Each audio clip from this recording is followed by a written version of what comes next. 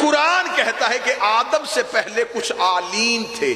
آلین کہتے ہیں علی کی جمع کو, علی کہتے ہیں بڑے کو. آدم سے پہلے کوئی لوگ اتنے بڑے تھے.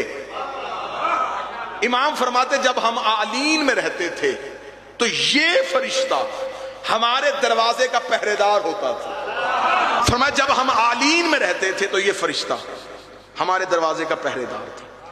امام فرماتے جب ہم آلین سے نکل کے, اب یہ لفظ بڑا حسین ہے, کاش کوئی ایک بندہ اس لفظ کو سمجھ لے جس طرح اس لفظ کو معصوم نے وضاحت کی. امام نے فرمایا جب ہم آلین سے نکل کے روح پروردگار بن کے آدم کے صلب میں پہنچے.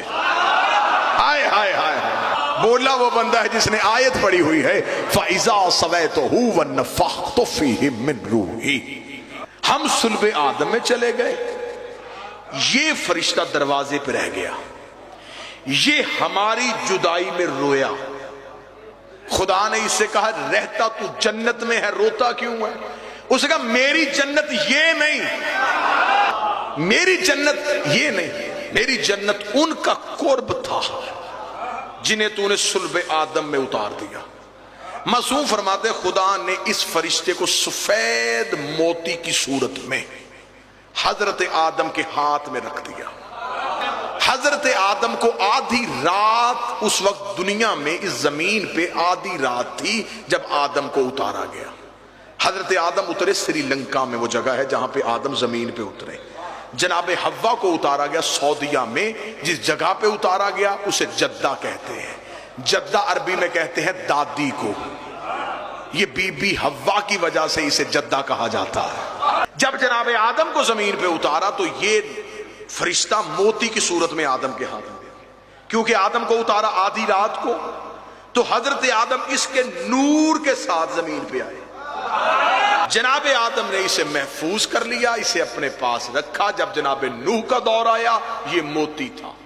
جب جناب نوح کے دور میں طوفان آیا تو جناب نوح نے جہاں آج کعبہ ہے یہاں اپنا خیمہ لگایا, خیمے کے اندر یہ موتی تھا. پوری کائنات میں پانی گیا لیکن اس خیمے کا طواف کر کے گزر گیا. ایک بات ہمیشہ ذہن میں رکھیے گا, حضرت ابراہیم نے کعبہ بنایا نہیں, کعبے کی دیواروں کو بلند کیا. کعبہ پہلے سے تھا, حضرت ابراہیم نے صرف اس کی دیواریں بلند کی تھی, بنیادیں پہلے سے موجود تھی. جب حضرت ابراہیم کا دور آیا, حضرت ابراہیم کو خدا نے حکم دیا اے ابراہیم میرے گھر کی دیواروں کو اٹھا اور اسے کمرے کی صورت میں بنا دے. حضرت ابراہیم نے جب کمرے کی صورت میں بنایا تو آواز ابراہیم آئی میرے اللہ اس موتی کا کیا کروں؟ فرمایا اسے پتھر کی صورت میں رکھ کے کعبے کے دروازے پہ اتنے فاصلے پہ ویسے ہی کھڑا کر دے جیسے یہ وہاں کھڑا ہوتا تھا. اب مجبوری تو بن گئی ہے نا خطبہ کی, آپ محنت میں نہ بولیں گے. جیسے یہ وہاں کھڑا ہوتا تھا ویسے ہی اسے کعبے کے دروازے پہ کھڑا کر دیا گیا. یہ آج تک کعبے کے دروازے پہ ویسے ہی کھڑا, اور یہ حجر اسود کی صفت ہے. جتنی دفعہ کعبے کی تعمیر ہوئی یہ معصوم کے ہاتھوں کے علاوہ کسی کو اپنی جگہ سے حرکت نہیں کروانے دیتا. یہ جب بھی نصب ہوا معصوم کے ہاتھوں سے ہوا.